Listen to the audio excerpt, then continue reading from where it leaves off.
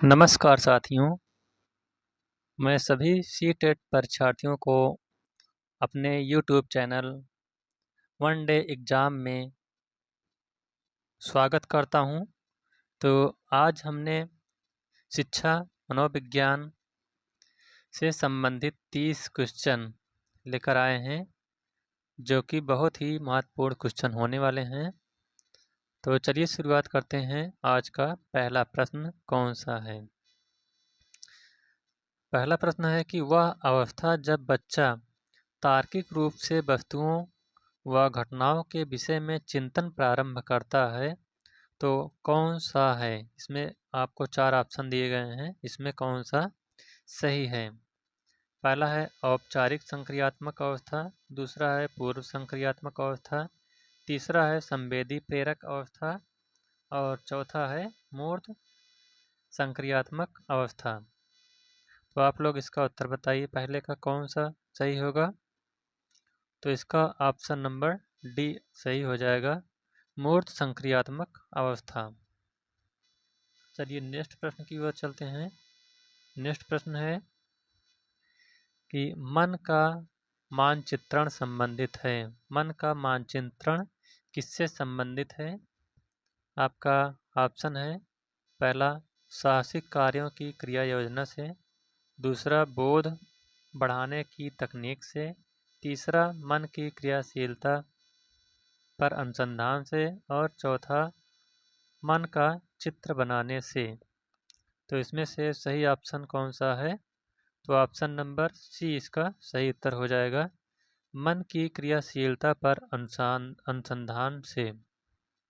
चलिए अगला प्रश्न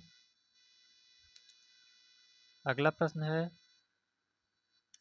विशेष रूप से प्राथमिक स्तर पर विद्यार्थियों की सीखने संबंधी समस्याओं को संबोधित करने का सबसे बेहतर तरीका कौन सा है? तो आपको इसमें सबसे बेहतर तरीका बताना है कौन सा है।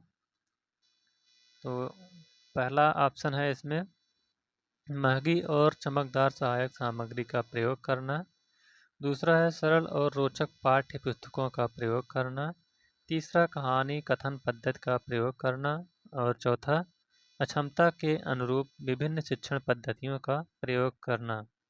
तो इसमें से आपका सही हो जाएगा ऑप्शन नंबर डी, अक्षमता के अनुरूप विभिन्न शिक्षण पद्धतियों का प्रयोग करना। चलिए नेक्स्ट प्रश्न की ओर। नेक्स्ट प्रश्न है निम्न में से कौन सा बच्चे की सामाजिक मनोवैज्ञानिक आवश्यकताओं के साथ संबद्ध नहीं है? तो इसमें आपको बताना है कि कौन सी संबद्ध नहीं है। पहला संवेगात्मक सुरक्षा की आवश्यकता, दूसरा शरीर से अपशिष्ट पदार्थों का नियमित रूप से बाहर निकलना, तीसरा सानिध्य की आवश्यकता और चौथा सामाजिक अनुमोदन अथवा सराहना की। तो चौथे प्रश्न का उत्तर इसमें आपका सही होगा, ऑप्शन नंबर बी, शरीर से अपशिष्ट पदार्थों का नियमित रूप से बाहर निकलना। चलिए अगला प्रश्न है वह कौन सा कथन है जहां बच्चे के संज्ञानात्मक विकास को सबसे बेहतर तरीके से परिभाषित किया जा सकता है? पहला ऑप्शन है विद्यालय एवं कक्षा पर्यावरण, दूसरा है खेल का मैदान, तीसरा है सभागार और चौथा है घर। तो इसका सही उत्तर कौन सा होगा? ऑप्शन नंबर ए, विद्यालय एवं कक्षा का पर्यावरण। ऑप्शन नंबर ए इसका सही हो जाएगा। अगला प्रश्न है बच्चे दुनिया के बारे में अपनी समझ का सृजन करते हैं, इसका श्रेय किसको जाता है? तो इसका श्रेय किसको जाता है? पहला है पावलोव, दूसरा है पियाजे, तीसरा स्किनर और चौथा इनमें से कोई नहीं। तो छठवें प्रश्न का उत्तर कौन सा होगा? तो इसका ऑप्शन नंबर बी, पियाजे इसका सही उत्तर हो जाएगा, ऑप्शन नंबर बी। नेक्स्ट प्रश्न है शिक्षा के क्षेत्र में पाठचर्या शब्दावली किस की ओर संकेत करती है? तो किसकी ओर संकेत करती है? इसमें आपका पहला ऑप्शन है विद्यालय का संपूर्ण कार्यक्रम जिसमें विद्यार्थी प्रतिदिन अनुभव प्राप्त करते हैं। दूसरा है मूल्यांकन प्रक्रिया। तीसरा है शिक्षण पद्धति एवं पढ़ाई जाने वाली विषय वस्तु। और चौथा है कक्षा में प्रयुक्त की जाने वाली पाठ्य सामग्री। तो 7वें प्रश्न का सही उत्तर होगा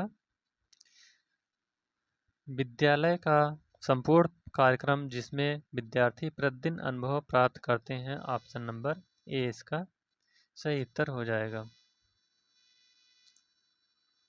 अगला प्रश्न है कि निम्न में से किसने कहा है कि शिशु अपने एवं अपने संसार के बारे में अधिकांश बातें खेल के माध्यम से सीखता है? तो ऑप्शन है पहला है क्रो एवं क्रो, दूसरा जॉन डेवी, तीसरा गेसल और चौथा स्ट्रिंग।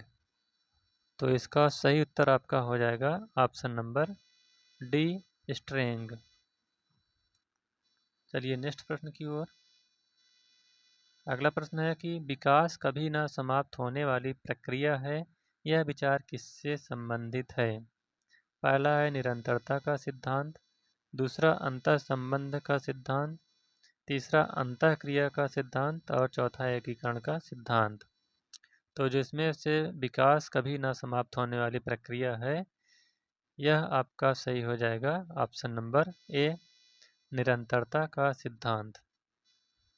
चलिए अगला प्रश्न है निम्नलिखित में से किस अवस्था में बच्चे अपने समवयस्क समूह के सक्रिय सदस्य हो जाते हैं? पहला है प्रौढ़ावस्था, दूसरा किशोरावस्था, तीसरा बाल्यावस्था और चौथा पूर्व बाल्यावस्था। तो 10वें प्रश्न का आपका सही उत्तर होगा ऑप्शन नंबर बी किशोरावस्था। किशोरावस्था में बच्चे अपने समवयस्क समूह के सक्रिय सदस्य हो जाते हैं। अगला है बच्चों के बौद्धिक विकास की 4 विशिष्ट अवस्थाओं की पहचान की गई है। तो यह किसने पहचान की है? पहला है एरिक्सन द्वारा, दूसरा पियाजे द्वारा, तीसरा स्किनर द्वारा और चौथा इनमें से कोई नहीं। तो 11वें प्रश्न का इसमें कौन सा सही होगा? 11 का आपका ऑप्शन नंबर बी पियाजे के द्वारा यही सही है।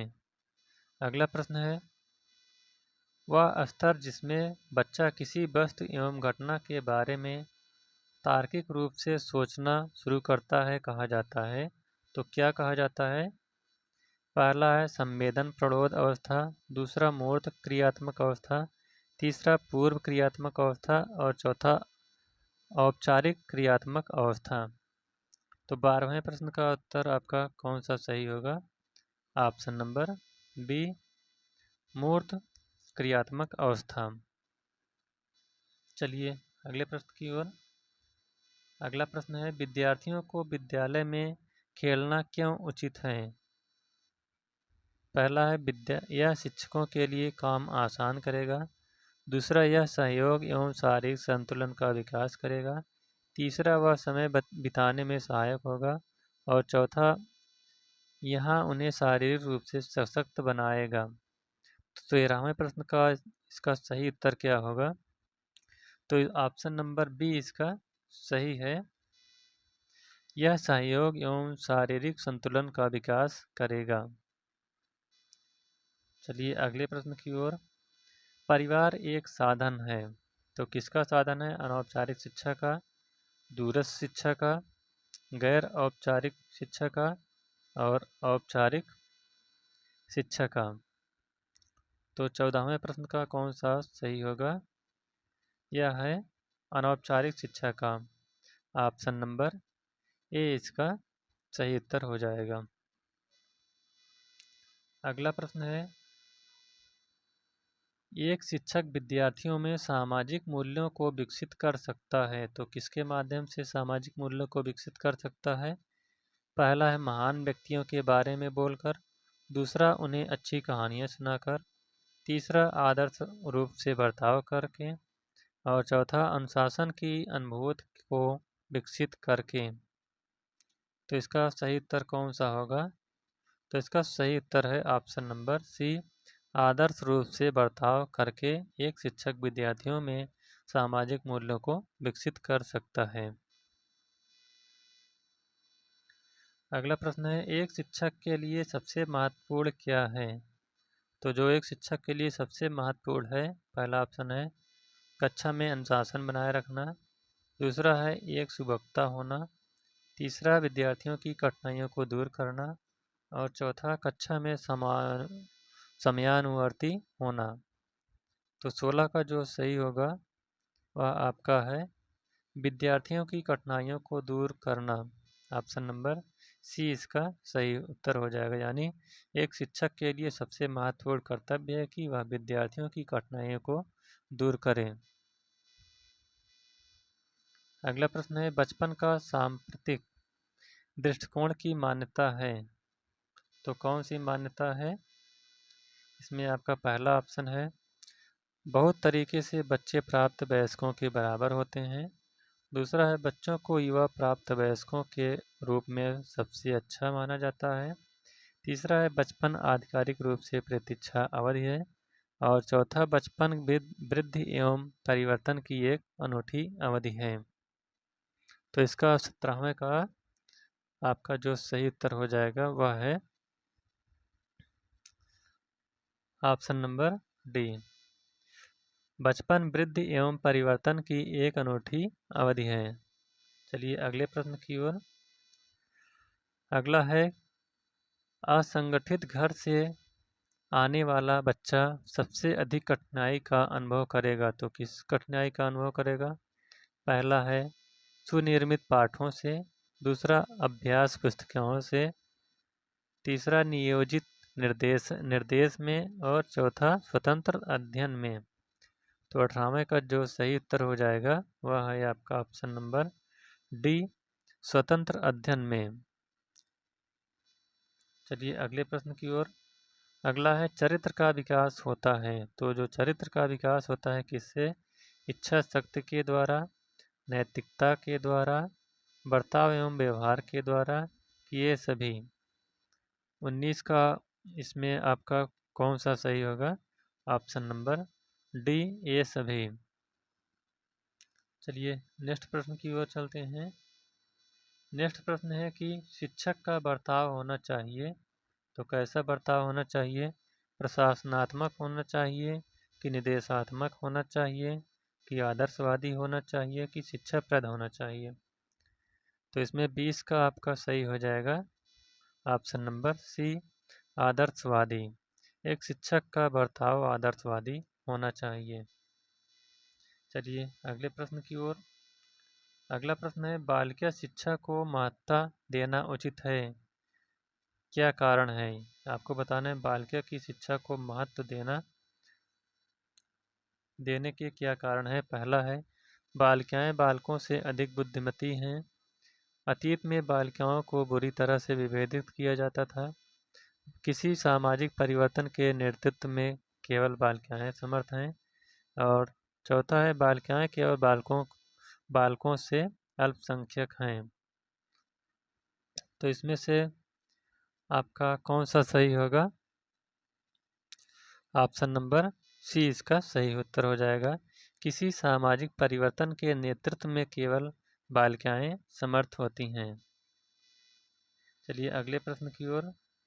अगला प्रश्न है, यदि कोई विद्यार्थी आपका सम्मान नहीं करता है तो आप उसे क्या करेंगे? पहला ऑप्शन है आपसे डांटेंगे, दूसरा उसकी उपेक्षा करेंगे, तीसरा परीक्षा में कम अंक देंगे, और चौथा इनमें से कोई नहीं। तो 22वें प्रश्न का जो सही उत्तर हो जाएगा वह है आपका ऑप्शन नंबर डी, इनमें से कोई नहीं। यदि आपका विद्यार्थी आपका सम्मान नहीं करता है तो उससे आप नहीं डांटेंगे, उसकी उपेक्षा भी नहीं करेंगे, परीक्षा में कम अंक भी नहीं देंगे। तो इसका इनमें से कोई नहीं, यानी आप कोई कार्य इसके विद्यार्थी के विरुद्ध नहीं करेंगे। चलिए अगले प्रश्न की ओर। अगला प्रश्न है, निम्न में से किस स्तर में बच्चे अपने समकक्षी वर्ग के सक्रिय सदस्य बनते हैं? पहला ऑप्शन है किशोरावस्था, दूसरा है वयस्कावस्था, तीसरा है प्राक बाल्यावस्था और चौथा बाल्यावस्था। तो 23 का इसमें कौन सा सही होगा? वह है आपका ऑप्शन नंबर ए, किशोरा अवस्था। किशोरा अवस्था में बच्चे अपने समकक्षी वर्ग के साथियों के साथ सदस्य बन जाते हैं। ऑप्शन नंबर ए इसका सही उत्तर होगा। अगला प्रश्न है, एक सामान्य 12 वर्ष उम्र के बच्चे में सबसे अधिक होना संभव है तो क्या होना संभव है? कुल प्रेरक समन्वय में कठिनाई, दूसरा है समकक्षी के अनुमोदन के लिए बेचैनी, तीसरा अब और यहाँ में उसकी रुचियों को सीमित करना और चौथा है वयस्कों को खुश करने के बारे में दुनिश्चितता की अनुभूति करना। तो इसका कौन सा उत्तर सही होगा? आपका 24 का सही होगा आपका ऑप्शन नंबर बी। समकक्षी के अनुमोदन के लिए बेचैनी। नेक्स्ट क्वेश्चन है, किसी विद्यार्थी की सबसे महत्वपूर्ण विशेषता है तो उसकी सबसे महत्वपूर्ण विशेषता क्या है? पहला है उत्तरदायित्व की अनुभूति, दूसरा आज्ञाकारिता, तीसरा सहभागिता और चौथा ईमानदारी। तो 25वें का जो सही उत्तर होगा वह है आपका ऑप्शन नंबर बी, आज्ञाकारिता। आज्ञाकारिता किसी विद्यार्थी की सबसे महत्वपूर्ण विशेषता होती है। अगला प्रश्न है, बुनियादी स्तर पर मातृभाषा में शिक्षा देना बेहतर है क्योंकि यह क्या करता है? बच्चों में आत्मविश्वास का विकास करेगा, दूसरा है प्राकृतिक वातावरण में बच्चों को सीखने में सहायता करेगा, तीसरा है बौद्धिक विकास में सहायता करेगा और चौथा अधिगम को सरल बनाएगा। तो इसका कौन सा उत्तर सही होगा? आप लोग बताइए इसका कौन सा 26वें का उत्तर कौन सा होगा? तो इसका सही उत्तर हो जाएगा ऑप्शन नंबर बी, प्राकृतिक वातावरण में बच्चों को सीखने में सहायता करेगा। अगला प्रश्न है, शिक्षा का उद्देश्य होना चाहिए तो शिक्षा का उद्देश्य क्या होना चाहिए? 27 का पहला ऑप्शन है विद्यार्थियों में व्यावसायिक कुशलता का विकास करना, दूसरा है व्यवहारिक जीवन के लिए विद्यार्थियों को तैयार करना, तीसरा विद्यार्थियों को परीक्षा के लिए तैयार करना और चौथा विद्यार्थियों में सामाजिक जागरूकता का विकास करना। तो 27 का कौन सा सही होगा? ऑप्शन नंबर बी, व्यवहारिक जीवन के लिए विद्यार्थियों को तैयार करना यही शिक्षा का उद्देश्य होता है। अगला है 28, खिलौनों की आयु कहा जाता है तो खिलौनों की आयु किसे कहा जाता है? पहला है पूर्व बाल्यावस्था को, दूसरा शैशवावस्था को, तीसरा उत्तर बाल्यावस्था को और चौथा ये सभी। तो 28 का सही उत्तर जो होगा वह है आपका ऑप्शन नंबर ए, पूर्व बाल्यावस्था को, यानी खिलौनों की आयु पूर्व बाल्यावस्था को कहा जाता है।